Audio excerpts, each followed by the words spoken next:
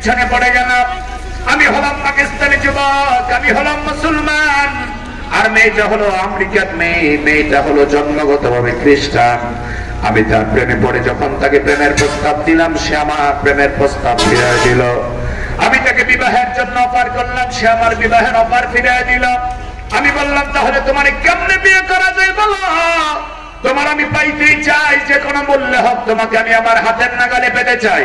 যুবতী ব্যক্তি বলল, যুবক যদি আমার পেতে চাও তাহলে আমার মা বাবার সাথে আলাপ আলোচনা করো, কথাবার্তা বলো গিয়া।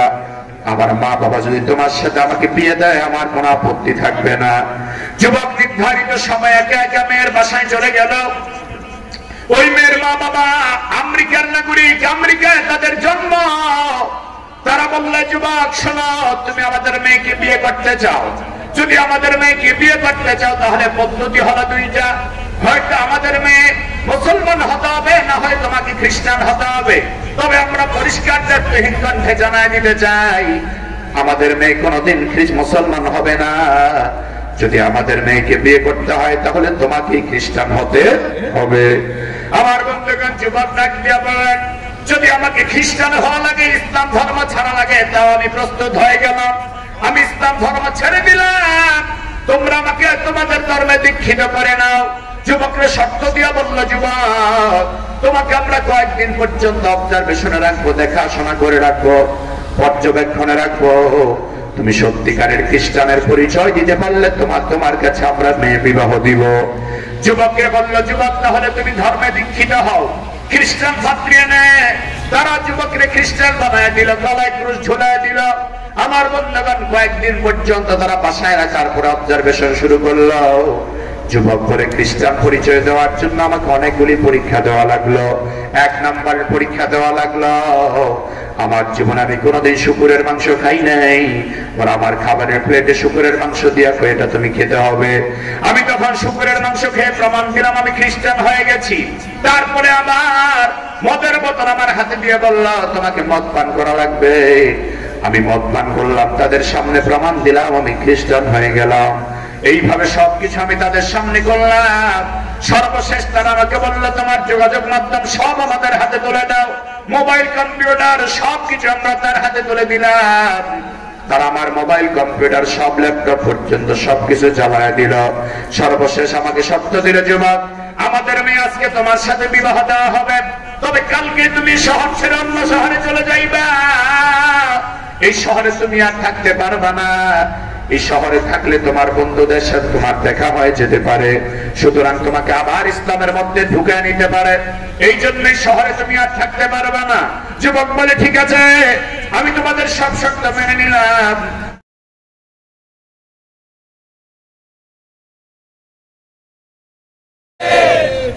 আলোচনা কি শোনার ইচ্ছা আছে আপনাদের? সবার আছে? যদি আপনারা মনে করেন রাত্র 12টা বেজে গেছে, তাহলে আমিও মনে করবো রাত্র 12টা। আপনারা যদি মনে করেন যে না রাত্র এখন 9টার মতো, আমরাও 9টার মতো আওয়াজ করবো ইনশাআল্লাহ। রাজি আছেন সবাই? তাহলে যার রাস্তাঘাটে দোকানপাটে আছে, মোটামুটি আশেপাশে আছে, ওরা আবার ফিরে আসুক। আমরা চাই কি চাই না?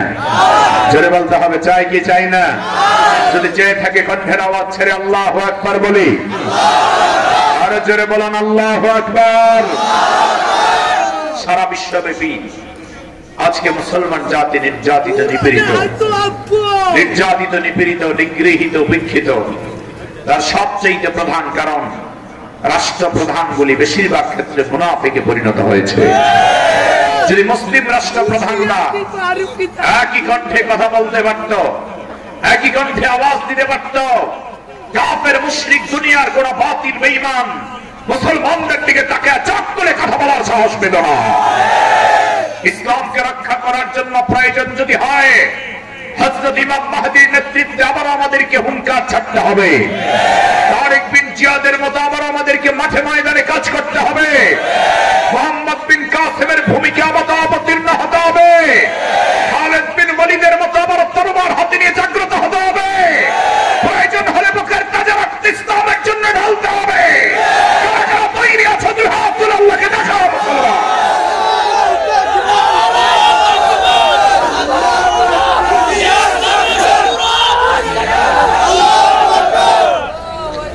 আমাদের সবাইকে ইসলামের জন্য কবুল করুন। আরো জোরে কেন আমিন। আমার বন্ধুগণ, মুসলমানদের ইমানের আওয়াজ যদি দুর্বল হয়ে যায়, বাতিল বেঈমান মুনাফিক নাফরমানদের আওয়াজ বড় হয়ে যায়। এজন্য আমাদের আওয়াজকে নিচু করার কোনো সুযোগ নেই। আমরা এদেশে ভেসে আসিনি, আমরা বিড়ালের জাতি নয়। মনে রাখতে হবে আমাদের পরিচয় আছে, আমরা সিংহের জাতি। ঠিক কিনা বলেন? সিংহ আমাদের কথা শুনতে বাধ্য, বাঘ আমাদের কথা শুনতে বাধ্য, যদি আমরা সে মুসলমান হতে পারি। ঠিক কিনা বলেন? আল্লাহ পাক, অল্প সময় কথা বলবো ইনশাআল্লাহ।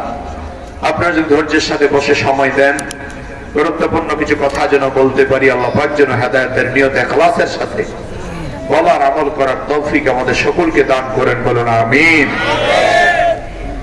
আমার প্রিয় বন্ধুগণ, কোরআন কারীমের সূরাতুর রহমানটি আল্লাহ তাআলা বেশিরভাগ আয়াত মদিনাতুল মুনাওয়ারায় নাযিল করেছেন, আর প্রথম দিকের কিছু আয়াত আল্লাহ তাআলা মক্কাতুল মুকাররমায় নাযিল করেছেন। যেহেতু বেশি আয়াত মদিনাতে নাযিল করা হয়েছে, সেজন্য সূরাটি মাদানী সূরা। কিন্তু কিছু সংখ্যক আয়াত, প্রথম দিকের আয়াতগুলি মক্কাতুল মুকাররমায় নাযিল করা হয়েছে। আল্লাহ রাব্বুল আলামিন কেন তার হাবিবের উপর সূরাতুর রহমান নাযিল করলেন, তার কারণটি মুফাসসিরিন কেরাম ব্যাখ্যা করেছেন। আল্লাহ তাআলা তার হাবিবকে দুনিয়ার জমিনে পাঠিয়েছেন কোন সীমানা, কোন এরিয়া, কোন জাতি, কোন বর্ণের জন্য নির্ধারিত করে নয়, বরং আল্লাহর সীমানা, আল্লাহ পাকের জালালিয়াত, আল্লাহ পাকের কুদরত যতদূর পর্যন্ত আছে ততদূর পর্যন্ত আল্লাহ পাক তার হাবিবকে সর্বশ্রেষ্ঠ নবী এবং রাসূল বানিয়ে এবং গোটা বিশ্ব জগতের জন্য রহমত বানিয়ে আল্লাহ পাঠিয়ে দিয়েছেন। সুবহানাল্লাহ। আল্লাহ রাব্বুল আলামিন পবিত্র কোরআনে তার হাবিবকে লক্ষ্য করে বলেন, ও নবী, আপনি পৃথিবীর সব মানুষদেরকে বলে দেন, আমাকে আল্লাহ তাআলা গোটা বিশ্ব জগতের সবার জন্য নবী এবং রাসূল বানিয়ে পাঠিয়ে দিয়েছেন। আল্লাহ তাআলা পবিত্র কোরআনে তার হাবিবকে লক্ষ্য করে বড় সুন্দর করে বর্ণনা পেশ করেছেন। বিসমিল্লাহির রহমানির রহিম।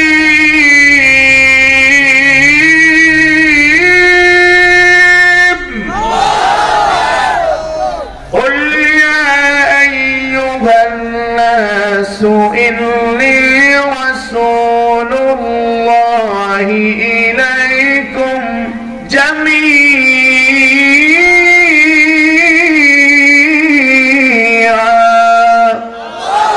الله رب العالمين বলেন, ও নবী, আপনি বলে দেন, ইয়া আইয়ুহান নাস, ও দুনিয়ার মানুষেরা, ইন্নী রাসূলুল্লাহ ইলাইকুম জামিআ, আমাকে আল্লাহ তাআলা তোমাদের সকলের জন্য নবী এবং রাসূল বানিয়ে পাঠিয়ে দিয়েছেন।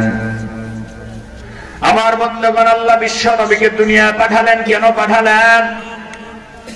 দুনিয়ার 1,24,000 নবী রাসূলদের মাধ্যমে আল্লাহ তাআলা গোটা দুনিয়ায় দ্বীন হক প্রতিষ্ঠিত করেন নাই, করে দেন নাই।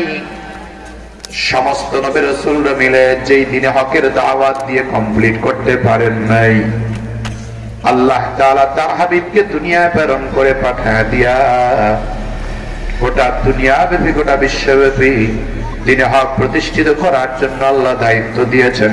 সুবহানাল্লাহ। আল্লাহ রাব্বুল আলামিন বলেন, হে নবী, আপনাকে আমি আল্লাহ কেন পাঠালাম?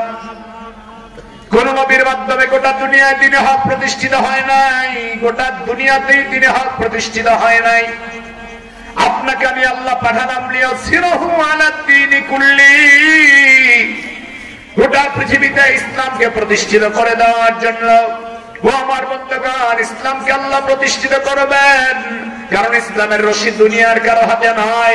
কেউ চাইলে ইসলামকে ফু দিয়ে নিভাতে পারবে না, বরং ইসলামের রশি মহান আল্লাহর হাতে।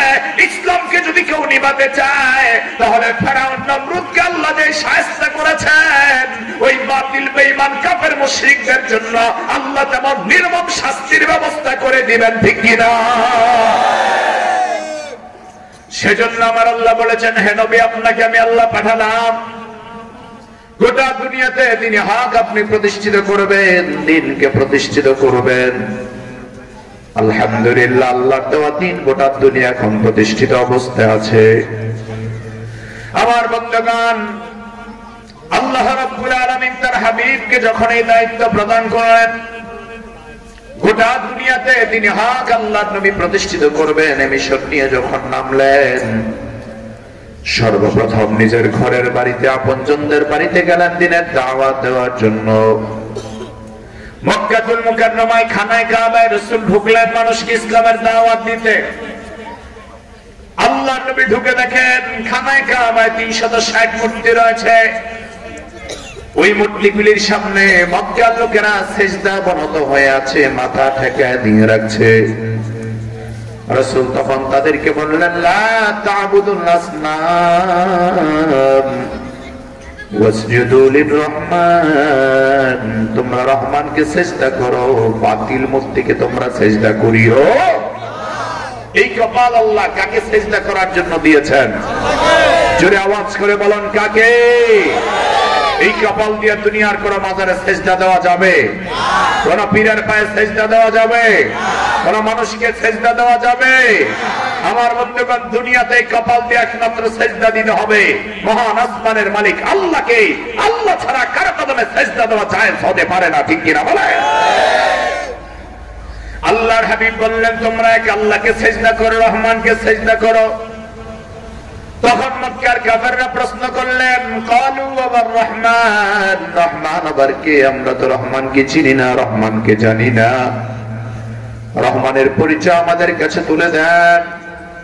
আমার বন্ধুগণ, মক্কার কাফেরদের কাছে রহমান নামটা নতুন, তারা শুনলেন। রহমানের পরিচয় আল্লাহ তুলে ধরার জন্য মক্কার কাফেররা বলল, রহমান আবার কে? রহমানের পরিচয় আপনি তুলে ধরুন। মক্কার কাফের এবং বেঈমানেরা আল্লাহর পরিচয় জানতেন, তাদের অন্তরে আল্লাহর প্রতি আস্থা ছিল, বিশ্বাস ছিল, কিন্তু তারা রহমানকে চিনতেন না, রহমানকে তারা জানতেন না। আমার সাথে আপনারা বলুন বন্ধু, যিনি আল্লাহ তিনি হলেন রহমান, যিনি আল্লাহ তিনি হলেন রহমান, কিন্তু তারা আল্লাহকে চিনে, রহমানকে চিনে না। রহমান নামটা তারা নতুন শুনেছে, এজন্য তারা প্রশ্ন করলেন রহমানকে। আমার বন্ধুগণ, মক্কার কাফেররা কোন মান্নাত করলে আল্লাহর নামে করতেন। খানায় কাবায় তারা সিজদাও করতেন, খানায় কাবার ভিতরে মূর্তিকে তারা সিজদা করতেন। কেন করতেন?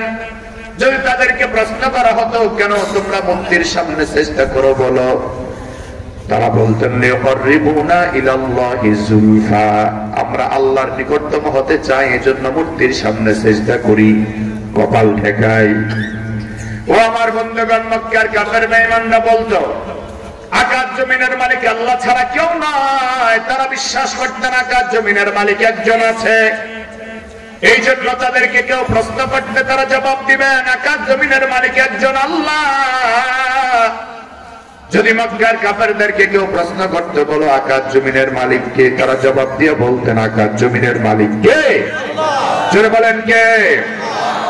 وَلَئِنْ سَأَلْتَهُمْ مَنْ خَلَقَ السَّمَاوَاتِ وَالْأَرْضَ لَيَقُولُنَّ اللَّهُ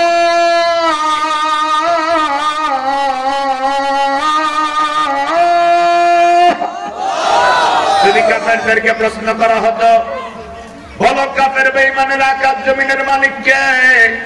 আল্লাহ লাম তাকিদ নুনে তাকিদ দিয়ে বলেছেন, তারা বলছেন লা ইয়াকুলুন্নাল্লাহ, অবশ্যই তারা বলবে আমাদের আল্লাহ। এখন বন্ধু দুঃখ লাগে, মক্কার কাফের বেঈমানরা এক আল্লাহর প্রতি ঈমান আনয়ন করেছে, এক আল্লাহকে মানার চেষ্টা করেছে, কিন্তু আমার দেশের তথাকথিত প্রগতিবাদের নামের কিছু দুর্গতিবাদী নাস্তিক পাওয়া যায়, যারা এক আল্লাহর প্রতি ঈমান আনয়ন করতে চায় না। ঠিক কিনা বলো? যারা বলেন দেয়ার ইজ নো গড, আল্লাহ বলতে কেউ নাই, আকাশ জমিন এমনি হয়েছে, পৃথিবী এমনি হয়েছে, সূর্য চন্দ্র এমনিতেই হয়েছে, পরকালীন জীবন বলতে কিছু নাই। ও মুসলমান, আমি আপনাদের কাছে গভীর রজনীতে জানতে চাই, আমাদের আল্লাহ একজন আছে না নাই? জবাব দিতে হবে ভালো করে, আল্লাহ একজন আছে না নাই? আমার বক্তব্য হচ্ছে, তুমি যদি নাস্তিক হও আমার কোনো আপত্তি নাই, কিন্তু তুমি যদি আমার আল্লাহর বিরুদ্ধে কথা বলো, আমার রাসূলের ইজ্জতের বিরুদ্ধে কথা বলো, আমার পবিত্র কোরআন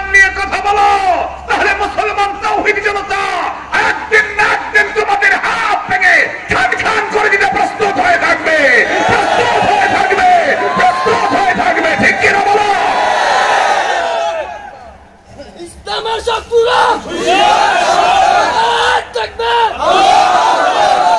আমার বন্ধুগণ, আমার প্রিয় ভাইয়েরা, আজ ইসলামকে নিয়ে খুব গুটি চাল চালা হচ্ছে। সব কিছুর পিছনে এদেশে নাস্তিকদের ইন্ধন আছে না নাই? সেজন্য আমরা মুসলমান তাওহীদি জনতা চুপ থাকতে পারি না, আমাদেরকে প্রতিবাদ অব্যাহত রাখতে হবে, ঠিক কিনা বলেন? এখন মক্কার কাফেররা বলতো আমরা আল্লাহকে চিনি, রহমানকে আমরা চিনি না। সেজন্য আল্লাহ তাআলা রহমানের পরিচয় দিয়ে সূরা রহমান নাযিল করলেন। আর-রহমানু আল্লামাল কুরআন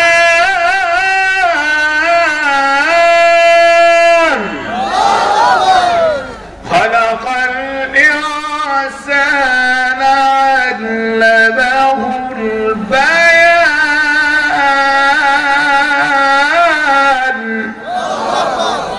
আর-রহমানু আল্লামাল কুরআন খালাকাল ইনসানা আল্লামাহুল বায়ান। আল্লাহ রাব্বুল আলামিন বলেন, আর-রহমান হুয়ার রহমান, আমি আল্লাহই হলাম রহমান। আল্লামাল কুরআন, কোরআন শিক্ষা দিলাম যিনি। খালাকাল ইনসান, মানুষ বানাইলাম যিনি। আল্লামাহুল বায়ান, ভাষা শিক্ষা দিলাম যিনি, তিনি হলাম রহমান। আমার নবী মক্কার কাফেরদের কাছে রহমানের দাওয়াত দিলেন। মক্কার কাফের বেঈমানরা রহমানের দাওয়াত গ্রহণ করল না। আমার নবী চিন্তা করলেন আমি মক্কার জমিন ছেড়ে তায়েফে চলে যাই। ও আমার যুবক বন্ধুরা, ও আমার প্রিয় মুসলিম তাওহীদি জনতা, দিলটা নরম করে দিবেন, অত্যন্ত মনোযোগের সাথে আকর্ষণীয় আলোচনা শোনার চেষ্টা করুন বন্ধু। রহমতের নবী মক্কার জমিন থেকে 104 কিলোমিটার দূর তায়েফের জমিনে চলে গেলেন আপনজনদেরকে ইসলামের দাওয়াত দিবেন বলে। বিশ্বনবী যখন তায়েফের জমিনে আপনজনদেরকে ডেকে বললেন, ও আমার আপনজনেরা, ও আমার প্রিয়জনেরা, তোমরা বলো লা ইলাহা ইল্লাল্লাহ, আল্লাহ ছাড়া কোনো মাবুদ নাই, আল্লাহ ছাড়া কোনো মাবুদ নাই। রাহমাতুল লিল আলামিন বিশ্বনবীর উপরে তারা পাথর বৃষ্টি আরম্ভ করলেন। মক্কার দুষ্ট তায়েফের দুষ্ট ছেলেদেরকে লালায়া দিলেন। তায়েফের দুষ্ট যুবকেরা রাসূল পাক সাল্লাল্লাহু আলাইহি সাল্লামের গায়ের মধ্যে পাথর মারতে আরম্ভ করলো।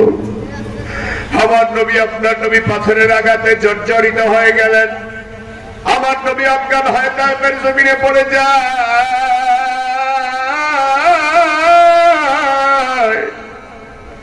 আমার নবী, আপনার নবী যখন তায়েফের জমিনে পড়ে যায়, ওই তায়েফের দুষ্ট যুবকেরা রাসূল পাকের চেহারা মোবারকে আবার পানির ছিটা দেয়। আমার নবীর জ্ঞান যখন ফিরে আসে, আমার নবীকে ধরে দাঁড় করায়, আবার তায়েফের দুষ্ট যুবকেরা পাথর মারতে আরম্ভ করেন। আল্লাহ নবী বারবার অজ্ঞান হয়ে জমিনে পড়ে যায়। সর্বশেষ রাসূলের সাহাবী হযরত যায়েদ ইবনে হারেস রাসূলকে ডেকে বলেন, হে নবী, আপনি চলেন তায়েফের জমিনে, আমাদের আর থাকার দরকার নাই।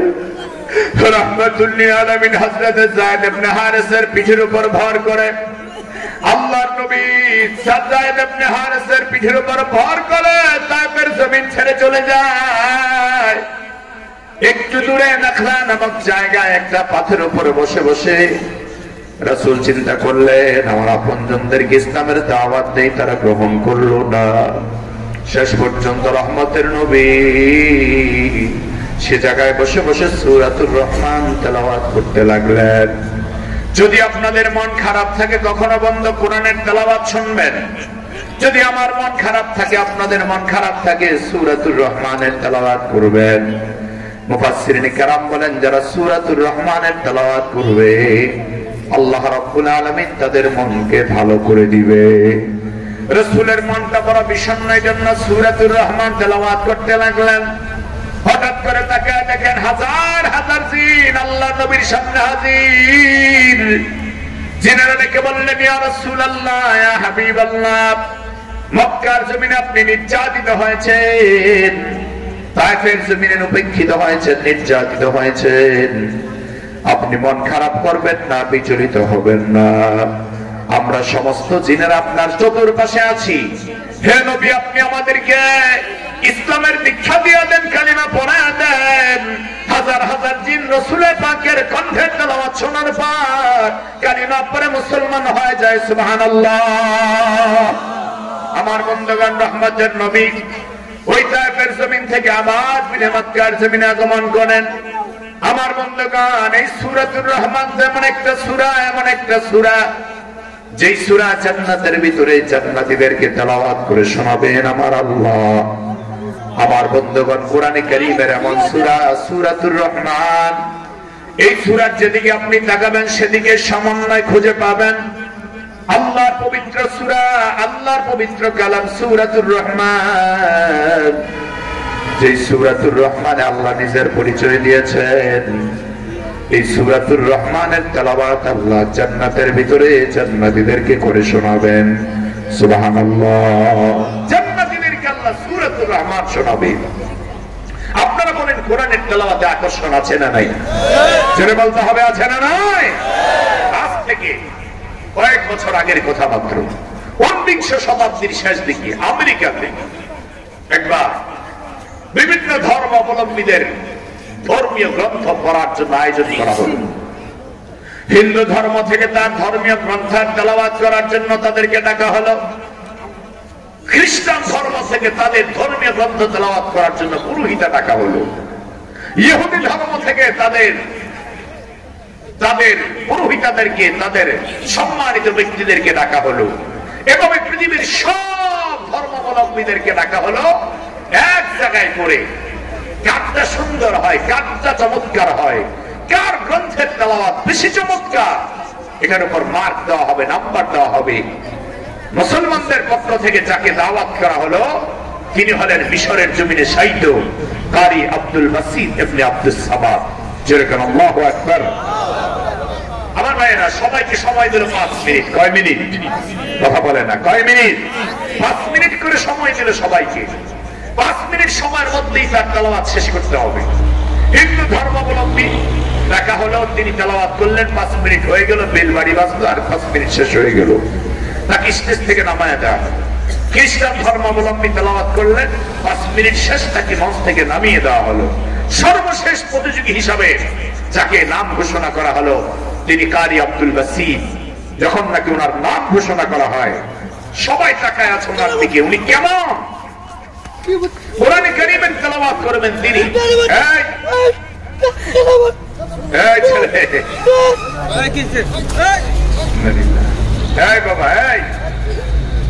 কোরআনে কারীমের তেলাওয়াত করবেন তিনি কারি আব্দুল বাসিত ইবনে আব্দুস সামাদ। মনোযোগ আছে আপনাদের সবার? এদিকে তাকা। ওই ছেলেটার একটু ডিস্টার্ব আছে, আল্লাহকে ভালো করে দেখছো এখানে আমি। আমার ভাইয়েরা, কারি আব্দুল বাসিত ইবনে আব্দুস সামাদকে ডাকা হলো, যিনি তেলাওয়াত করবেন পবিত্র ধর্মীয় গ্রন্থ কোরআন। তো কারি সাহেবদের একটা স্টাইল আছে, স্টাইল ধরতে ধরতে 1 মিনিট সময় শেষ। কারি আব্দুল বাসিত রাহমাতুল্লাহ আলাইহি বিসমিল্লাহ বলে যখন টান দিয়েছে, টান দেওয়ার সাথে সাথে বিচারক সহ উপস্থিত দর্শক শ্রোতা সবাই কারি আব্দুল বাসিতের চেহারার দিকে তাকায় আছে। আল্লাহু আকবার। যেই মাত্র আব্দুল বাসিতের চেহারার দিকে সবাই তাকিয়ে আছে, 5 মিনিট বার হয়ে গেল, ঘন্টা বাড়ি পড়ে না, বেলের বাড়ি পড়ে না। 10 মিনিট বার হয়ে গেল, বেল বাড়ি পড়ে না। 15 মিনিট বার হয়ে গেল, বেল বাড়ি পড়ে না। এভাবে করতে করতে দেখা গেল 1.5 ঘন্টা সময় অতিবাহিত হয়ে গেল। 1.5 ঘন্টা পরে যখন কারি আব্দুল বাসিত বললেন সাদাকাল্লাহু মাওলানাল আযীম, 1.5 ঘন্টা সময় অতিবাহিত হওয়ার পরে দেখতে পেল আমার বন্ধুগণ কারি আব্দুল বাসিত তেলাওয়াত করতে করতে 1.5 ঘন্টা করে ফেলেছেন। আল্লাহু আকবার। সবার চোখের মধ্যে পানি। কোরআন এমন এক আকর্ষণীয় গ্রন্থ, যে কোরআনের তেলাওয়াত শুনলে চোখে পানি আসে। ঠিক কিনা বলেন? জোরে বলেন, ঠিক কিনা? আমেরিকাতে, লন্ডনে, জাপানে, ফ্রান্সে এখনো মুসলমানদের মসজিদগুলির সামনে আযান হলে ওরা গাড়িগুলি পার্কিং করে দেয়। খ্রিস্টানের ছেলেরা মুসলমানের পবিত্র কণ্ঠের কোরআনের তেলাওয়াত শোনার জন্য রাতের পর রাত, দিনের পরে দিন, ঘন্টার পরে ঘন্টা অপেক্ষা করে আল্লাহ পবিত্র কোরআনের তেলাওয়াত শোনার জন্য। চিল্লায় এখন সুবহানাল্লাহ। এখন আদালতে মামলা দায়ের করলো। আদালতে মামলা দায়ের করলেন কেন? যে কারি আব্দুল বাসিত রহমাতুল্লাহ আলাইহি তেলাওয়াত করতে করতে 1.5 ঘন্টা করেছে, বিচারক কেন বেল বাজায় না? কারণ এটার একটা রুলস আছে, একটা নিয়ম আছে। আদালতে মামলা যখন দায়ের করা হলো, কারি আব্দুল বাসিতকে ডাকা হলো, বিচারককে ডাকা হলো। আদালত থেকে বিচারককে জিজ্ঞেস করা হলো, ও বিচারক, আপনি সবার ক্ষেত্রে 5 মিনিট হওয়ার পরে বেল বাড়ি দিলেন, কিন্তু মুসলমানদের ধর্মীয় গ্রন্থ, প্রধান ধর্মগ্রন্থ আল্লাহর কোরআন তেলাওয়াত করলো, বেল বাড়ি দিলেন না কেন? বিচারক ডাকতে বলল, কারি আব্দুল বাসিত যখন তেলাওয়াত করতে উঠে উনি বিসমিল্লাহির রহমানির রহিম বলার সাথে আমি যে জ্ঞান হারা হলাম, পুরো 1.5 ঘন্টা সময় যাবত আমার কোনো জ্ঞান ছিল না। আল্লাহু আকবার। সুতরাং যদি আমি জ্ঞান হারা হয়ে যাই, বের বাজাবো কেমন করে, ঘন্টা পিটবো কেমন করে? দুনিয়ার কোন আদালতে অজ্ঞান মানুষের বিচার হয় না। সুতরাং তার বিচারের রায়টা, মামলাটা খারিজ করে দিলেন আদালত। বলার উদ্দেশ্য হলো কোরআনের তেলাওয়াত আল্লাহ করবেন জান্নাতীদের সামনে, কোরআনে পাকের তেলাওয়াত। জান্নাতীরা কোরআনের তেলাওয়াত শোনার জন্য আল্লাহর কাছে আরজি পেশ করবেন। আল্লাহ তাআলা সূরাতুর রহমান তেলাওয়াত করে শোনাবে। আল্লাহ তাআলা তাকবীর নসিব করবেন জান্নাতীদের সামনে। আল্লাহ তাআলা সূরাতুর রহমানের তেলাওয়াত করবেন। ওই তেলাওয়াতে মানুষগুলি হাজার হাজার বছর অজ্ঞান হয়ে পড়ে থাকবে। ও আমার বন্ধুগণ, আজকে মুসলমানের সবচাইতে বড় অভাব, শ্রেষ্ঠ গ্রন্থ আল্লাহর কোরআন মুসলমানের কাছেই আছে বন্ধু, কিন্তু মুসলমান কোরআনের ধারদারি নাই, কোরআনের তেলাওয়াত মুসলমানের ঘরে নাই। মুসলমানের ঘরে এখন দেখা যায় ইন্ডিয়া চ্যানেলে ভরে গেছে, ইসলাম জলসা জি বাংলার আওয়াজ শোনা যায়। ঠিক কিনা বলে মুসলমান? আজকে মুসলমানের মেয়েরা এমন ভাবে চলাফেরা করে, পোশাক পরে এমন নগ্ন পোশাক, দেখলে বোঝা যায় না ওরা মুসলমানের মেয়ে। কথা বলেন ঠিক কিনা? মুসলমানের সন্তান। আজ আপনি মুসলমান, আপনার পরিচয় কি? আপনি মুসলমান, কিন্তু আপনার পরিচয় আপনার আখলাকে, আপনার ব্যবহারে, আপনার আচরণে মনে করে আপনি মুসলমান নয়। আপনি ইহুদি খ্রিস্টানদের কৃষ্টি কালচার সবটাই গ্রহণ করেছেন। 14 ফেব্রুয়ারি ভ্যালেন্টাইন্স ডে পালন করেন, 1 জানুয়ারি আসলে পরে 31 নাইট পালন করেন। আপনি মুসলমানের সন্তান হয়ে পরিচয় দিয়া মুসলমানের ইজ্জত লুণ্ঠিত করেছেন, নষ্ট করেছেন। ঠিক কিনা বলো মুসলমান? আমার ভাইয়েরা, কথা বললে রাগ করবেন না। এখন আমাদের দেশের কিছু মা বাবা আছে, বিশেষ করে আধুনিক মা বাবা যারা, ওরা ছেলে মেয়েদেরকে এমন ভাবে ওপেন করে দিয়েছে, ছেড়ে দিয়েছে। মেয়ের সাথে ছেলে যায়, বলে মা এটা কে? এটা আমার বয়ফ্রেন্ড। এটা আমার বয়ফ্রেন্ড। বয়ফ্রেন্ড বললে মা খুব খুশি। আমার মেয়ের বন্ধু আছে। আবার ছেলে মেয়েকে নিয়ে বাসায় যায়, আমার বন্ধুগণ, মা জিজ্ঞেস করে এটা কে? এটা আমার গার্লফ্রেন্ড। এটা আমার কি ফ্রেন্ড? কথা বলেন, এটা কি ফ্রেন্ড? গার্লফ্রেন্ড। আচ্ছা, বয়ফ্রেন্ড আর গার্লফ্রেন্ড, এই যে একটা সভ্যতা, একটা প্রথা বাংলাদেশে এসেছে, এগুলি সব হচ্ছে খ্রিস্টানি আর ইহুদিদের কৃষ্টি কালচার। এটি মুসলমানের কৃষ্টি কালচার হতে পারে না, এটি মুসলমানের চরিত্র হতে পারে না। ঠিক কিনা? যদি আওয়াজ করে বলো মুসলমান। আজকে বয়ফ্রেন্ড আর গার্লফ্রেন্ডের কারণে আনুশকা নামের যে মেয়েটা মৃত্যু হয়েছে, এটার ক্ষেত্রে তার মা বাবা সবচেয়ে বেশি দায়ী। আপনার মেয়ে আজকে প্যান্ট পরে রাস্তায় চলে, আপনি কিছুই বলেন না, দেখতে খুব ভালো লাগে। আপনার ছেলে আজকে চুলের ফ্যাশন করে রাস্তায় চলে, আপনি কিছুই বলেন না, দেখতে খুব ভালো লাগে। কিছু কিছু যুবক তো এমন চুলের কাটিং দেয়, মনে হয় যেন পাবনার পাগলা গারদ থেকে সারা দিছে। যুবকরা যেমন আছে, যুবতীরা আরো বেশি ফাস্ট। মুসলিম যুবক যুবতী, নামধারী যুবতীরা চুলের কাটিং করতে করতে এমন কাটিং করে, লম্বা চুল কেটে এমন ছোট করে আর এমন স্টাইল করে, আমার বন্ধুগণ সোহেল বাইনা সাবিনা বুঝার কোন উপায় নাই। দেশটা এমন রসাতলে চলে যাচ্ছে, মুসলমানের সন্তান মুসলমানের পরিচয় চলতে পারছে না। ও মুসলমান, তোমার যদি ইসলামকে ভালো না লাগে, খ্রিস্টান হয়ে যাও, কিন্তু মুসলমানের সাইনবোর্ডটা নেয়া বিজাতিদের কৃষ্টি কালচার পালন করবা। বাংলাদেশটাকে ইহুদি আর খ্রিস্টানদের দেশ বানাতে আমরা দিব না, দিব না, দিব না। ঠিক কিনা বলো? আমার বন্ধুগণ, আবার আমাদের দেশের কিছু মানুষ নামের হনুমান আছে। ওরা চায় না এদেশের মুসলমান মেয়েরা পর্দা করে চলো। কথা বল না কেন? ঠিক কিনা? ওরা চায় মুসলমানের মেয়েরা বাহিরে চলো, খোলা পোশাকে চলো। ওরা হচ্ছে শিয়াল মার্কা পুরুষ। ওরা হচ্ছে কি মার্কা পুরুষ? শিয়াল খুব চালাক প্রাণী, বুদ্ধিমান প্রাণী। আপনাদের কষ্ট হচ্ছে মনে হয়। আলোচনা কি চলবে? খুব খেয়াল করে শুনুন, কথাগুলি গুরুত্বপূর্ণ। সামনে আরো পয়েন্ট টু পয়েন্ট কথা আছে। শিয়াল খুব বুদ্ধিমান প্রাণী। একদিন দেখে কড়ি গাছের আগায় বসে কাক গোস্তের টুকরা চাবাচ্ছে। শিয়ালের খুব লোভ লাগছে। শিয়াল কয়, আমার মাথার উপরে দাঁড়ায়া বসে বসে তুই গোস্তের টুকরা খাবি আর আমি তামাশা দেখবো, এটা হতে পারে না। শিয়াল নিচের থেকে আওয়াজ দিয়া কয়, ওই বেটা কাক, জীবনে কত কাক দেখলাম, তোর মতো বোবা আর কারণে দেখি নেই। তুই কথা বলতে পারস? শিয়ালকে আমি বুঝি কথা বলতে পারি না? শিয়াল কা কা করে মুখ যখন খুলেছে আর গোস্তের টুকরা পড়ে গেছে, শিয়াল নিয়ে দৌড় মারছে। আমার ভাইয়েরা, দেশের শিয়াল মার্কা পুরুষ যারা, ওরা দেশের নারী সমাজকে ঘর থেকে বের করতে চায়। ঠিক কিনা? আবার শাড়ির নামে মশারি পড়া রাস্তায় ঘুরায়। এমনও কিছু পুরুষ আমাদের দেশে আছে, শাড়ির নামে মশারি পড়ে রাস্তায় ঘুরায়, অর্ধনগ্ন পোশাক করে রাস্তায় ঘুরায়। ভ্যান চালক, রিক্সা চালক, ঠেলাওয়ালা, বেলাওয়ালা সব তার দিকে তাকায় থাকে। কথা বলেন ঠিক কিনা? আমার ভাইয়েরা, যদি বলে তুমি তোমার স্ত্রীকে পর্দায় রাখতে পারো না, আরে মিয়া, আমার বউ আমি ঘরে রাখবো না বাহিরে রাখবো, এটাকে আপনাকে বোঝাবো? আসল বিষয়টা হচ্ছে আমার বউ কি শুধু আমি দেখলে হবে? এলাকাবাসীরও তো কিছু হক আছে। এলাকাবাসীর হক আদায় করার জন্য বউরে ঘরের বাইরে পাঠায় দিচ্ছে।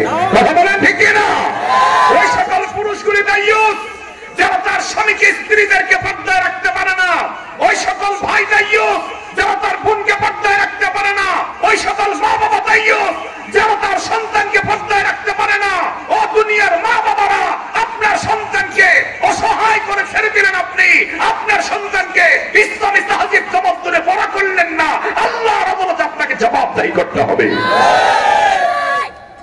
আমার বন্ধুগণ, আমার প্রিয় ভাইয়েরা, শুনুন, আল্লাহ বলেছেন, আমি আল্লাহর পরিচয় না, আমি আল্লাহ হলাম রহমান। আমি আল্লাহ দুনিয়াতে কোরআন শিক্ষা দিলাম, মানুষ বানালাম। এখন আপনারা বলতে পারেন, হুজুর, মানুষ বানাইলেন আল্লাহ আগে, কোরআন পাঠাইলেন পরে। মানুষ বানাইলেন, কথা বলেন, মানুষ বানাইলেন আগে, কোরআন পাঠাইলেন পরে। তাহলে আল্লাহ পাক কেন কোরআন শিক্ষার কথা আগে বললেন, মানুষ বানানোর কথা আল্লাহ পরে বললেন? তার জবাব দিয়েছেন মুফাসসিরিনে কেরাম এভাবে, যে মানুষকে দুনিয়াতে পশু থেকে জন্ম নিলে পশু হওয়া যায়, গরুর থেকে জন্ম নিলে গরু হওয়া যায়, ছাগলের থেকে জন্ম নিলে ছাগল হওয়া যায়, কুকুরের পেট থেকে জন্ম নিলে কুকুর হওয়া যায়, বিড়ালের পেট থেকে জন্ম নিলে বিড়াল হওয়া যায়। মানুষের পেট থেকে জন্ম নিলে মানুষ হওয়া যায় না। মানুষ হওয়ার জন্য কোরআনের শিক্ষার বড় প্রয়োজন। এই জন্য আমাদের দেশের মানুষ নামের জানোয়ার যারা, ওরাই সন্ত্রাসী করে বেড়ায়। আওয়াজ করে বলো মুসলমান ঠিক কিনা? সন্ত্রাসী যারা করে, চাঁদাবাজি যারা করে, মানুষের উপর অধিকার যারা নষ্ট করে চলে, মানুষের হক যারা আদায় করে না, ওরা মানুষ নামের হনুমান, পশুর চাইতেও নিকৃষ্ট। কথা বলে ঠিক কিনা? ওরা মনে করে ওরা খুব চালাক। ওরা কত চালাক আমরা বুঝি, ওরা কত চালাক আমরা জানি। ফখরে বাঙ্গাল তাজুল ইসলাম রহমাতুল্লাহ আলাইহি, আমি মাঝে মাঝে বলে থাকি ওনার জীবনের ঘটনাগুলি। এক নাস্তিক এসে জিজ্ঞেস করে, হুজুর, আপনাদের কাঠমোল্লা কয়টা? হুজুর বুড়াঙ্গুলি দেখা এই জন্য করে। এখন বুড়াঙ্গুলি দেখাইলে মেজাজ বাড়ে না কমে? মোল্লা সাহেব, আপনি আমার বুড়াঙ্গুলি দেখাইছেন, কেন দেখাইছি? শোন, তুই যখন কোনো কিছু ধরতে যাস তখন এই বুড়াঙ্গুলির টাকা লাগানো লাগে। যখন টাকা গুনতে যাও বুড়াঙ্গুলি লাগে। বুড়াঙ্গুল ছাড়া টাকা সেপ দিয়ে গোনা যাবে না। ঠিক কিনা বলেন? তোমার জন্মের পরে আজান দিতে মোল্লা লেগেছে, তোমার নাম রাখতে মোল্লা লেগেছে, তোমার মার বিবাহের সময় মোল্লা লেগেছে, তোমার বাবার মৃত্যুর পরে জানাজার নামাজ পড়াতে মোল্লা লেগেছে। সুতরাং মোল্লা সব জায়গায় লাগে, এই জন্য মোল্লা রে কয় কাঠ মোল্লা। জন্মের পরে কানে আজান কি দেয়নি, তুমি মৌলবাদী ছাড়া হওনি। ঠিক না? জন্মের পরে কানে আজান কি দেয়নি,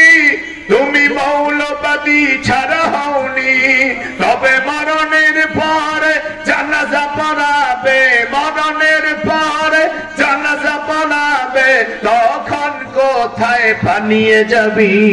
বিদ্রোহী বিপ্লবী মৌলবাদী কেন জঙ্গিবাদী?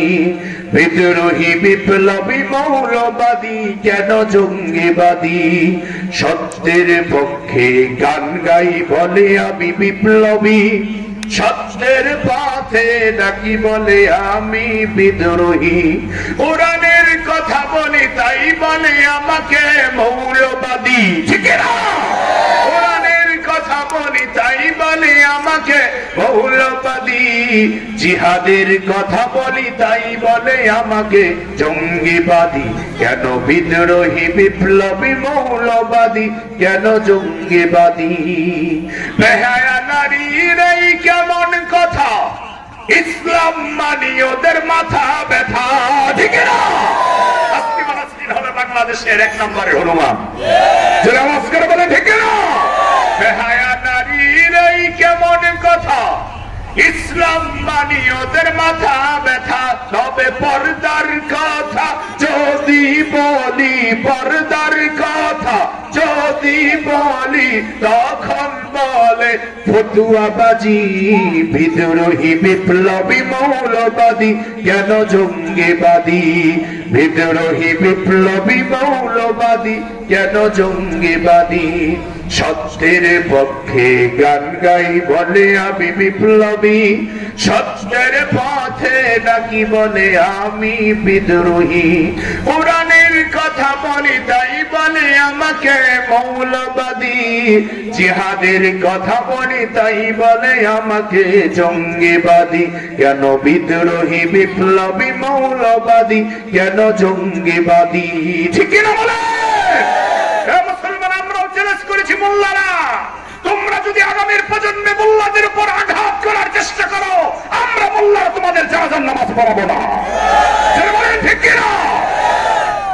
আমরা জানাজা না পড়ালে কি হতো? বাংলাদেশ দেখেছে, বিশ্ব দেখেছে, করোনাকালীন সময় তোমার মায়ের লাশ, তোমার বাবার লাশ তোমার ঘরের বারান্দায় পড়া ছিল, সন্তান কেউ ধরতে যায় নাই, এদেশের মোল্লারাই পড়িয়েছে। জোরে আওয়াজ করে বলেন ঠিক কিনা? ফখরে বাঙ্গাল তাজুল ইসলাম রহমাতুল্লাহ আলাইহি আমার একদিন খাবার টেবিলে বসার পরে নাস্তিক প্রশ্ন করে, হুজুর খাবার খাইতেছেন, খাবার খেতে খেতে জিহ্বা দিয়া চেটে চেটে, হাত দিয়া চেটে চেটে খাবারের শেষ অংশগুলা সুন্দর করে খাচ্ছেন।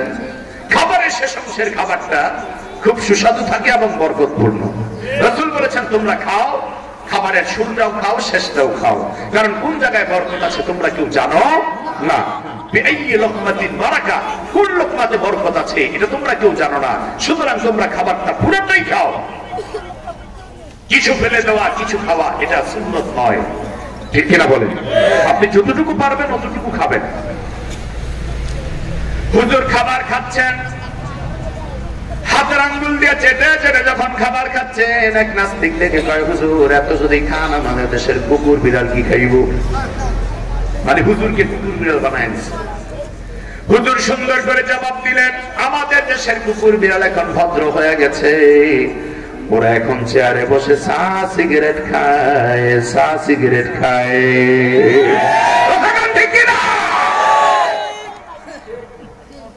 যেইসা মুগুর সেইসা কুকুর, ঠিক কিনা বলেন? যেইসা কুকুর সেইসা মুগুর, কথা বলেন ঠিক কিনা? আমার বন্ধুগণের জন্য আল্লাহ বলেছেন মানুষ হতে হলে তোমাদেরকে কোরআন পড়তে হবে, কোরআন পড়া ছাড়া কখনো মানুষ হওয়া যায় না। এই জন্য বাস্তব প্রমাণ আমি আপনাদেরকে দিতে চাই। বাংলাদেশের জমিনে যত বৃদ্ধাশ্রম আছে বন্ধু, কোন বৃদ্ধাশ্রমে গিয়া কোরআনের কোন আলেমের মা পাবেন না, কোরআনের কোন আলেমের বাবা পাবেন না। বাংলাদেশের বৃদ্ধাশ্রম গুলিতে দেখা যায় যত মা বাবা পাওয়া যায় সব বড় লোকের মা বাবা, বেশিরভাগ ইংরেজি শিক্ষিত, আধুনিক শিক্ষায় শিক্ষিত, যাদের মধ্যে কোরআনের শিক্ষা নাই, এমন সন্তানদের, এমন মা বাবার সন্তানদেরকে, এমন সন্তানের মা বাবাদেরকে বৃদ্ধাশ্রমে পাওয়া যায়, ঠিক কিনা? ও আমার বন্ধুগণের জন্য কোরআনের সাথে একটা সুসম্পর্ক লাগাও। আল্লাহর হাবিব বলেছেন কুন আলিমান আও মুতাআল্লিমান আও মুস্তামিআন আও মুহিব্বান। হয়তো তুমি কোরআনের আলেম হও, তা হয় কোরআনের ছাত্র হও, অথবা তুমি কোরআন পড়নেওয়ালা হও, কোরআনকে মহব্বত করো, অথবা কোরআনের কথা শুনে শুনে আমল করো। ওয়ালা তাকুন খামিসান ফাতাহলুক, তুমি পঞ্চম নাম্বার হয়ে যেও না, তাহলে তুমি ধ্বংস হয়ে যাইবা। কোরআনের আলেম হওয়ার চেষ্টা করো, কোরআনের ছাত্র হওয়ার চেষ্টা করুন, পঞ্চম নাম্বার হওয়ার চেষ্টা করবেন না, তাহলে ধ্বংস ছাড়া উপায় থাকবে? আমার বন্ধুগণ, কোরআনের সাথে সম্পর্ক করলে কি লাভ হয়? দুই একটা উদাহরণ দিয়ে আলোচনা শেষ করবো বন্ধু। আল্লাহর কোরআন শরীফের একটা গিলাপ আপনারা বানান 50 টাকা 100 টাকা দিয়া। ওই কোরআন শরীফের গিলাপটা যখন কোরআন শরীফের সাথে থাকে, দেখা যায় আপনি যখন কোরআন পড়তে বসলেন, আল্লাহর কোরআনের গিলাপের গোলাপের সাথে আপনার পা লেগে গেল। যেই মাত্র আল্লাহর কোরআনের গিলাপের সাথে আপনার পা লেগে যায়, সঙ্গে সঙ্গে আপনি কোরআনের গিলাপের মধ্যে চুমা খান। কোরআনের গিলাপের মধ্যে চুমু যখন খান, কোরআনের গিলাপকে আপনি প্রশ্ন করেন, গিলাপ রে তোর এত সম্মান কেন, মর্যাদা কেন?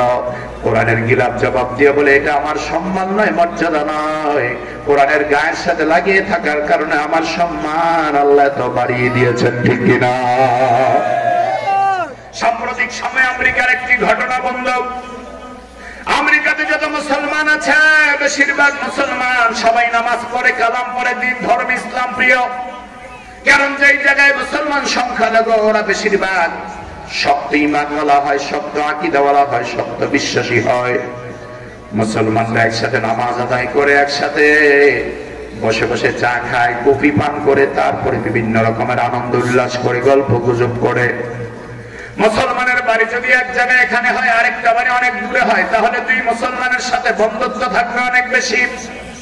আমেরিকার জমিনে বেশিরভাগ মানুষ দেখা যায় মুসলমান যারা, তারা বহিরাগত মুসলমান, কেউ বাংলাদেশি, কেউ পাকিস্তানি, কেউ হিন্দুস্তানি। আবার বন্ধুগণ, কেউ দেখা যায় লন্ডন ব্রিটেন থেকে আমেরিকাতে গিয়ে নাগরিকত্ব অর্জন করেছে, আবার কেউ আরব গাল থেকে গিয়েও নাগরিকত্ব অর্জন করেছে। তো আমেরিকার জমিনে যারা থাকেন, একই মসজিদে নামাজ আদায় করেন, একই মসজিদে নামাজ আদায় করেন। পাকিস্তানি বংশোদ্ভূত এক যুবক, ওই যুবকের ঘটনা পত্রিকা এসেছে বন্ধু, ইসলামিক একটি মাসিক পত্রিকা এসেছে। যুবক প্রতিনিয়ত প্রত্যেক দিন মানুষের সাথে গিয়ে নামাজ আদায় করতেন, প্রত্যেক নামাজের পরে তাসবিহ তাহলিল কোরআনের তেলাওয়াত করতেন, জিকির আজকার করতেন, তালিম তারবিয়াতে অংশগ্রহণ করতেন। হঠাৎ করে তারা দেখতে পেলেন একদিন থেকে যুবকের কোনো সন্ধান নাই। যুবকরে মোবাইলে কল করে পায় না, যুবকরে SMS পাঠায়, SMS এর কোনো রিপ্লাই পায় না। সবাই যুবকের ভালো মন্দ বিষয়গুলি আলোচনা করতে লাগলো। যুবক অত্যন্ত সৎ চরিত্রবান যুবক ছিলেন, যদিও বাড়ি পাকিস্তানে, কিন্তু আমেরিকার নাগরিকত্ব লাভ করেছে। এই যুবককে তারা ভুলতে পারে না। যুবকের নাম তারা আলোচনা করতে লাগলেন, প্রশংসা করতে লাগলেন। যুবকের বাসা পর্যন্ত তল্লাশি দিয়ে দেখলেন, যুবকের বাসায় লক ঝুলানো, তালা ঝুলানো, যুবকের বাসায় যুবক নাই। কেউ যুবকের সন্ধান দিতে পারলো না। সর্বশেষ তারা সিদ্ধান্ত নিলেন, যুবকরে যেহেতু পাওয়াই যায় না, হয়তো যুবক কোথাও খুন হয়ে গেছে, না হয় গুম হয়ে গেছে। সুতরাং যুবকের ব্যাপারে আস্তে আস্তে আলোচনা শেষ হয়ে গেল। যুবকের বাড়ির ঠিকানা কারো কাছে নাই। যেতে যেতে দেখতে দেখতে 3টা বছর পার হয়ে গেল, কোন একটা যুবককে পাওয়া গেল না। 3 বছর পরে একদিন ইমাম সাহেব ফজরের নামাজ আদায় করতে গেল। ফজরের নামাজের সালাম ফিরাবার পরে দেখতে পায় 3 বছর আগের হারানো যুবক আজকে ইমামের পিছনে দাঁড়ায় ফজরের নামাজ আদায় করতেছে। যুবককে দেখার পরে চোখে চোখে ইশারা করলো, যুবক তুমি বসো। তাসবিহ তাহলিল আদায় করার পরে মুসলমানরা সবাই জড়ো হয়ে গেল। ডাক দিয়ে বললে, যুবক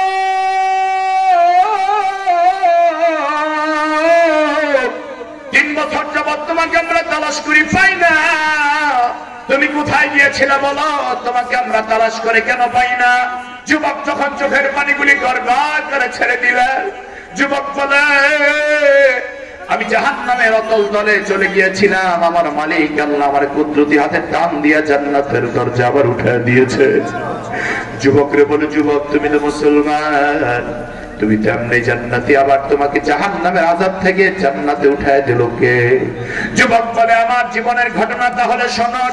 আমি যে কারখানায় কাজ করতাম, যে ফ্যাক্টরিতে ইন্ডাস্ট্রিতে কাজ করতাম, আমার ইন্ডাস্ট্রিতে আমার কলিগ একজন সহকর্মী ছিল। সে ছিল আমেরিকার বংশোদ্ভূত, আমেরিকার মেয়ে, জন্মগতভাবে আমেরিকান।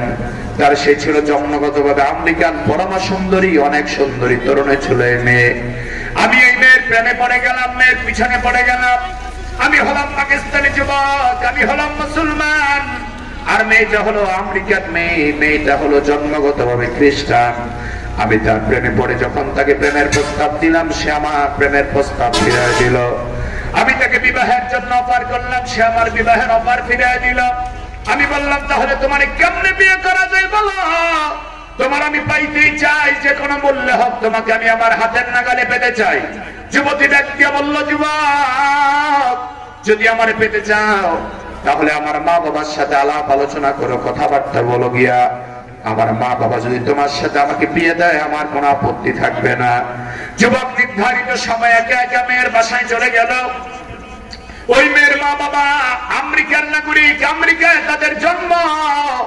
তারা বললে, যুবক শোনো, তুমি আমাদের মেয়েকে বিয়ে করতে চাও, যদি আমাদের মেয়েকে বিয়ে করতে চাও তাহলে পদ্ধতি হলো দুইটা।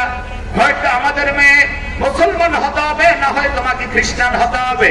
তবে আমরা পরিষ্কার দায়িত্বহীন কণ্ঠে জানাই দিতে চাই, আমাদের মেয়ে কোনোদিন মুসলমান হবে না। যদি আমাদের মেয়েকে বিয়ে করতে হয় তাহলে তোমাকে খ্রিস্টান হতে হবে। আমার বন্ধুগণ, যুবক ডাক দিয়া বলেন, যদি আমাকে খ্রিস্টান হওয়া লাগে, ইসলাম ধর্ম ছাড়া লাগে, তাও আমি প্রস্তুত হয়ে গেলাম।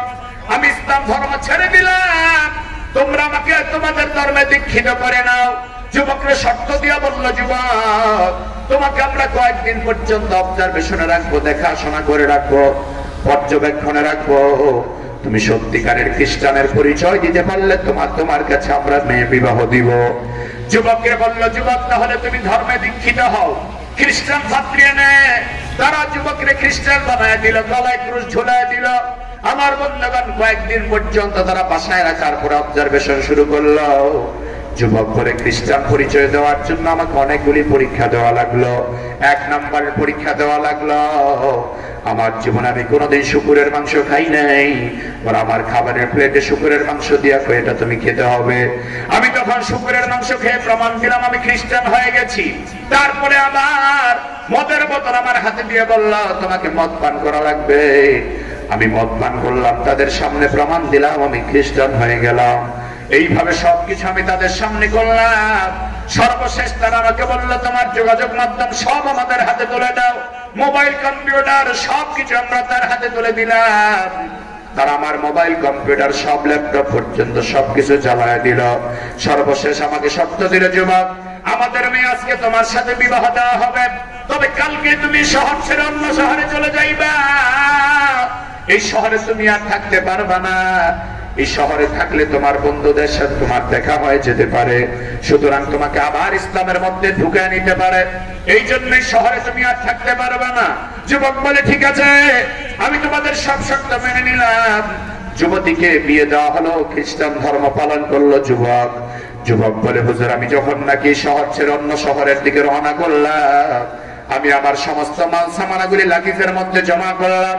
লাগেজের মধ্যে জমা করতে গিয়া সবকিছু আমি লাগেজের মধ্যে ঢুকালাম।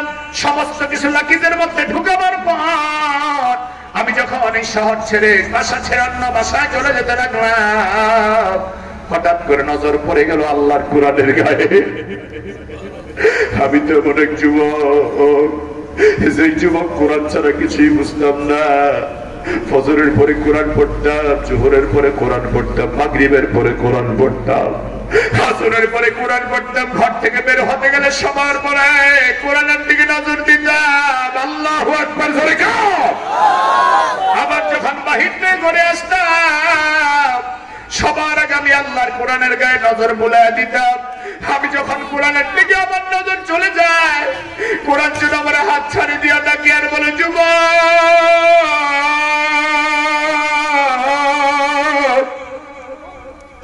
সবকিছু তোমার করে জায়গা হলো, তোমার লাগেজে জায়গা হলো, আমি ছোট্ট কোরআন কি তোমার লাগেজে জায়গা হবে না রে যুবক, আমারও সঙ্গে নিয়ে যাও। তোমার জীবনে হয়তো কোনো উপকারে আমি আসতেও পারি। বলে আমি যতবার কোরআন থেকে নজর ঘুরাইতে চাই ততবার কোরআনের গায়ে আমার নজরটা চলে যায়। সর্বশেষ যুবক বলে আমি চিন্তা করলাম খ্রিস্টানদের ঘরে তো কোরআনের অভাব নাই, আমি একটা কোরআন নিলে অসুবিধা কি? আমি কোরআন শরীফটাকে হাতে নিয়ে লাগেজে পড়াইলাম। আমি আল্লাহর কোরআন নিয়ে বাসার মধ্যে যখন চলে গেলাম, নতুন শহরে শিফটিং করে নতুন শহরে আমার নতুন স্ত্রী নিয়ে চলে গেলাম, আমি আল্লাহর কোরআন শরীফটাকে একটা উঁচা জায়গায় রেখে দিলাম। আল্লাহু আকবার। যুবক বলে আমি খ্রিস্টান হয়ে গেলাম কিন্তু কোরআনের মহব্বত আমার অন্তর থেকে যায় নাই। আমি এখন কোরআন পড়ি না, কোরআন আমি ধরি না, কিন্তু কোরআনের প্রতি আমার এত মায়া। আমি যখন অফিসে চলে যাই সর্বশেষ নজরটা আমার সুন্দর স্ত্রীর চেহারার দিকে না দিয়া আমি সর্বশেষ নজরটা কোরআনের গায়ে দেই। আবার যখন আমি অফিস থেকে বাসায় ফিরে আসি সর্বপ্রথম নজরটা আমি কোরআনের গায়ে দেই। একদিন আমার স্ত্রী আমাকে ডাক দিয়া বলল, হে যুবক, হে আমার প্রিয় স্বামী, তুমি দেখি খ্রিস্টান হয়ে গেছে, এখনো কোরআনের প্রতি তোমার মহব্বত রয়ে গেছে। আমি বললাম, এই যুবতী, হে আমার স্ত্রী, খ্রিস্টানদের পুরান খ্রিস্টানদের ঘরে কোরআনের অভাব নাই, তারা ডজন ডজন কোরআন ঘরে রাখে, আমি একটা মাত্র কোরআন ঘরে রাখলাম, তাতে অসুবিধা কি? আমার স্ত্রীর সাথে আমার তর্ক বিতর্ক অনেক হয়ে গেল। দেখতে দেখতে 3টা বছর পার হয়ে গেল। সে আমার কোরআনের ব্যাপারে আমার আর কিছু বলে না, আমিও কিছু বলি না। 3 বছর পরে একদিন রাতের বেলা অফিস থেকে বাসায় এসে দেখি আল্লাহর কোরআন কোরআনের জায়গায় নাই।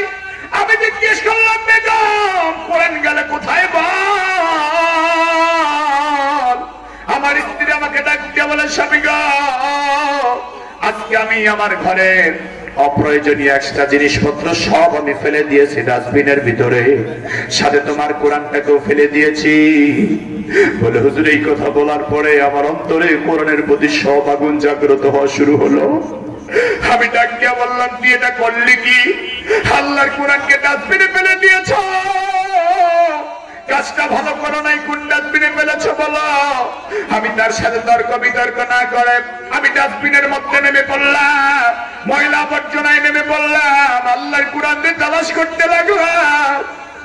আল্লাহর কোরআন তালাশ করে আমি পাই না, পাই না, পাই না। আমি তখন চিন্তা করলাম, আমি কোরআন এইভাবে তালাশ করলে পাবো না, কারণ কোরআনের সাথে আমার অনেক বেয়াদবি হয়ে গেছে, অনেক আচরণ খারাপ হয়ে গেছে। কোরআনকে এইভাবে তালাশ করলে আমি পাবো না। আমি তখন 2টা হাত লজ্জিত অবস্থায় মালিকের দিকে তুলে দিলাম। আমার আল্লাহকে ডাক দিয়া বললাম, আল্লাহ গো, আল্লাহ, 3 বছর আমি তোমার দিকে কোনোদিন হাত পাতি নাই। হে আল্লাহ, আমি তোমার এমন এক জঘন্য গোলাম, এমন এক নাফরমান বান্দা। আমি 3টা বছর খ্রিস্টান ধর্ম গ্রহণ করে খ্রিস্টানি কৃষ্টিকালদের সব গ্রহণ করে নিলাম। ও আল্লাহ, তোমার দরবারে হাত তোলার মতো জায়গা আমার নাই। আল্লাহ, তোমার দরবারে চেহারা দেখাবার মতো চেহারা আমার নাই। তারপর আমি তোমার দরবারে ওয়াদা করলাম, মাওলা, যদি আমি তোমার কোরআনটাকে ডাস্টবিনে পেয়ে যাই আমি আমার ইসলাম ধর্মে ফিরে যাব। আল্লাহু আকবার। যুবক বলে, আমি খালেস নিয়তে যখন আল্লাহর দরবারে তওবা করলাম, হঠাৎ করে অল্প সময়ের মাঝে ডাস্টবিনের মধ্যে খোঁজাখুঁজি করার পরে দেখতে পেলাম আল্লাহর কোরআন আমার হাতে চলে এসেছে। যুবক বলে, আমি আল্লাহর কোরআনকে পাইয়া কোরআনকে বুকের সাথে লাগাইলাম। হোলি কোরআনকে, পবিত্র কোরআনকে, আল্লাহর কোরআনকে বুকের সাথে লাগাইলাম। গায়ের জামাটা খুলে কোরআনের গায়ের ময়লাগুলি সরালাম। ময়লা যুক্ত জামা কাপড় নিয়ে আমি আমার স্ত্রীর কাছে এসে বললাম, বেগম রে, তুই সম্পদের পাগল আর আমি কোরআনের পাগল। আমি আমার কোরআন নিয়ে চলে যাই, তুই আমার সব সম্পদ নিয়ে যা। তোরকে আমি জনমের মতো তালাক দিয়ে দিলাম। জনমের মতো তালাক দিয়ে আমি প্যান্ট শার্ট পরিবর্তন করে এই শহরে রাতের বেলা আস্তে আস্তে হেঁটে হেঁটে আস্তে আস্তে ফজরের আযান হয়ে যায়। মুয়াজ্জিন যখন ফজরের আযান দেয়, আমি কিছু পথ গাড়িতে, কিছু পথ হেঁটে হেঁটে আস্তে আস্তে ফজরের নামাজের আযানের ধ্বনি শুনতে পেলাম মসজিদের সামনে। আমি তখন দাঁড়ায় দাঁড়ায় চিন্তা করলাম, আমি কেমন করে মসজিদে ঢুকবো? আমি তো আল্লাহর খারাপ বান্দা, 3 বছর মালিকের সাথে আমার কোনো সম্পর্ক নাই। বছর আমার মালিকরা আমি ছেড়ে অন্য ধর্ম অবলম্বন করে আমি খ্রিস্টান হয়ে গেলাম। এই 3 বছরে মালিকের সাথে আমার কোনো সম্পর্ক নাই। আমি আল্লাহর দিকে তাকে আছি, দেখি আমার মালিক আমারে কিছু বলেনি। এমন সময় হঠাৎ করে তাকে দেখতে পাওয়া যায় কে যেন গায়েবের থেকে আওয়াজ দিয়ে কই, বান্দারে তুই আমারে ভুলে যেতে পারস, আমি আল্লাহ তোরে ভুলি নাই, ভুলি নাই, ভুলি নাই। এই কথা বলে আমার কে যেন পিছন থেকে ধাক্কা দিয়ে মসজিদে ঢুকায় দিল। আল্লাহু আকবার। কে যেন ধাক্কা দিয়ে মসজিদের মধ্যে ঢুকায় দিল। আমি ওযু করলাম, নামাজ পড়লাম, তারপরে আপনাদের সাথে আমার দেখা হয়ে গেল। আমার বন্ধুগণ, যুবক বলে হুজুর আমার তওবা করায় দেন, নতুন করে কালিমা পড়াল। যুবকরে তওবা করালো, নতুন করে কালিমা পড়ালো।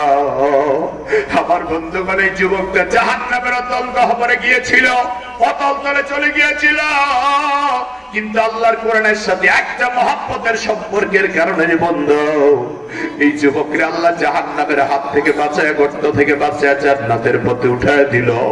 এ আমার বন্ধু, একটু চিন্তা করে দেখেন, মাথাটা খাটায় দেখেন, আজকে রাত্রে যদি আমার আপনার মরণ হয়ে যায়, হতেও তো পারে আজকের এই জাফরগঞ্জের মাহফিল কারো জন্য জীবনের শেষ মাহফিল। ও যুবক ভাই, আগামী বছর বাঁচবেন, আগামী বছর এই জাফরগঞ্জের মাহফিলে হাজির হবেন, এমন কোন নিশ্চয়তা আমাদের কারো নাই। যুবক ভাই, মাথাটা খাটায় চিন্তা করেন, ও আমার বৃদ্ধ বাবাজিরা যাদের কবরের দিকে একটা পাও চলে গেছে, চিন্তা করে দেখেন আজকে যদি আমার আপনার মরণ হয়ে যায়, আমার আপনার লাশটাকে ঘরের ভিতরে আর উঠতে দিবে না। সন্তানরা কাঁদবে, স্ত্রী কাঁদবে, কিন্তু আর ঘরে জায়গা দিবে না।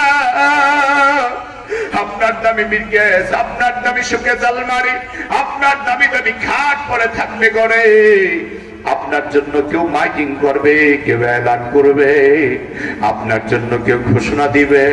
আমার বন্ধুগণ, কেউ যাবে কাপড়ের কাপড় কেনার জন্য, কেউ যাবে বাঁশ পোড়াতে বাঁশ কাটার জন্য, কেউ যাবে কবরস্থানে কবর খনন করার জন্য।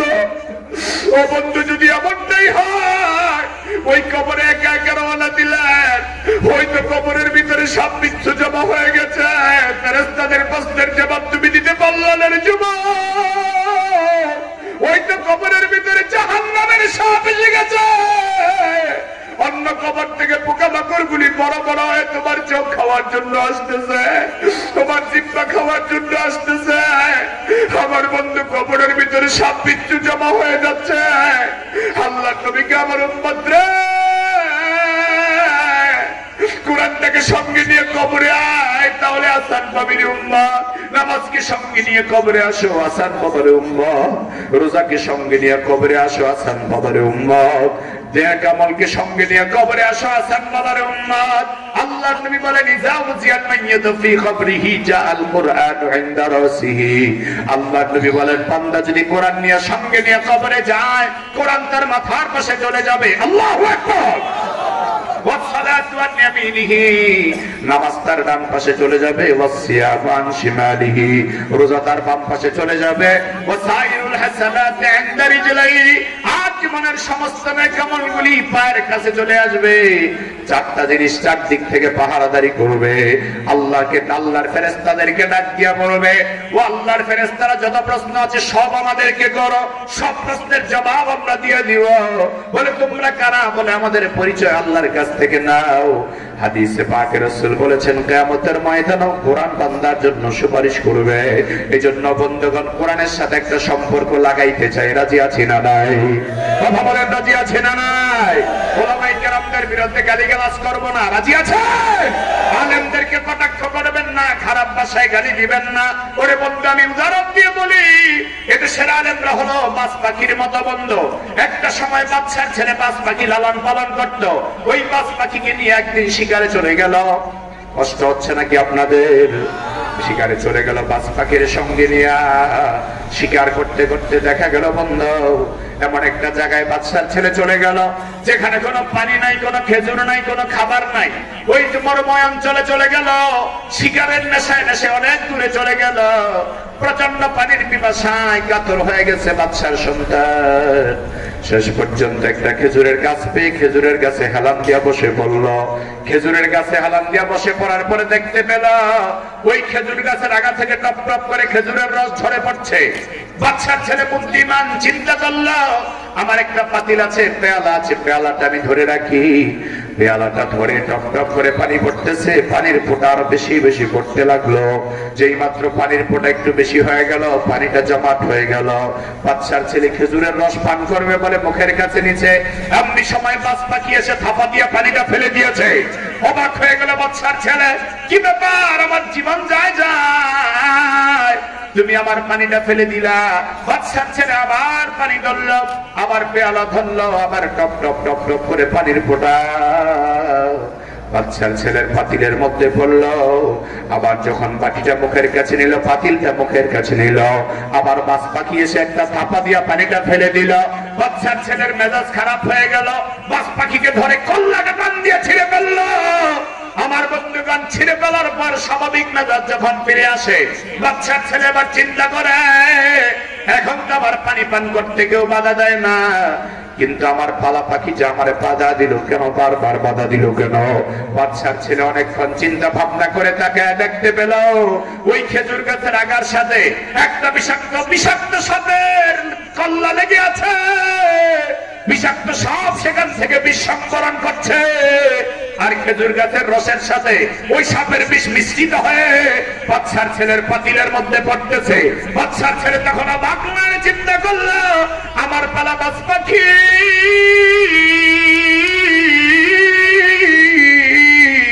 আমার জান বাঁচাবার জন্য বারবার চেষ্টা করেছে, বারবার চেষ্টা করেছে। এবার বাজ পাখিকে ধরে কান্দে আর বলে, ও আমার বাজ পাখি রে, আমি জীবনে বড় ভুল করলাম তোমার হত্যা করে। তুমি যদি বেঁচে থাকতা, না জানি আরো কত বিপদের সময় আমার সংকেত দিতে পারতা। আমার বন্ধু বাদশার ছেলে বুঝতে পেরেছে, আমি বাদশার ছেলে হয়ে দেখি নাই খেজুর গাছের রসের সাথে বিষাক্ত সাপের বিষ মিশে আছে, কিন্তু বাজ পাখি ঘুরে ঘুরে দেখেছে আমার মনের যেন বিষ খেয়ে মারা না যায়। আল্লাহু আকবার। ও আমার বন্ধু, এদেশের আলেম ওলামারা আপনাদের দেওয়া টাকায় মাদ্রাসায় চলে, মসজিদ চলে, আপনাদের দেওয়া টাকায়, আপনাদের দেওয়া হাদিয়া আলেম ওলামারা চলে। তবে বন্ধু, এটা বোঝার উপায় নাই, বলার কোনো সুযোগ নাই। আলেমরা আলেমদের রিজিক রক্ষণ করে, তবে আল্লাহ আপনাদের মাধ্যমে আলেমদের রিজিক দেয়। ওই আলেমই আবার মিম্বারে বসে আপনি সুদ খান আপনার বিরুদ্ধে বলে, ঘুষের বিরুদ্ধে বলে, দুর্নীতির বিরুদ্ধে বলে, আমার বন্ধু হারাম খাবার বিরুদ্ধে বলে, অন্যায়ের বিরুদ্ধে বলে, পাপাচারের বিরুদ্ধে বলে, জিনা ব্যভিচারের বিরুদ্ধে বলে। কেন বলে বন্ধু? কারণ আলেমরা কোরআন হাদিস পড়ে দেখছে আপনি সুদ খাইলে জাহান্নামে যাবেন, আপনি ঘুষ খাইলে জাহান্নামে যাবেন, আপনি অন্যায় করলে জাহান্নামে যাবেন, জিনা করলে জাহান্নামে যাবেন, ব্যভিচারে লিপ্ত হলে জাহান্নামে যাবেন। এজন্য বাজ পাখির মতো জীবন বিসর্জন দেওয়া হলো আপনাদেরকে বাঁচাবার জন্য। একজন আলেম নিজের জীবনটাও বিসর্জন করে দেয়, ঠিক কিনা? ও আমার বন্ধুগণ, এজন্য আসল তওবা করি, আল্লাহর দরবারে ক্ষমা চাই। আর কোন আলেম আমাদের বিরোধিতা করব না, আর কোন মানুষের মনে কষ্ট দিব না, কোরআন হাদিসের বিরুদ্ধে যাব না। রাজি আছেন না নাই?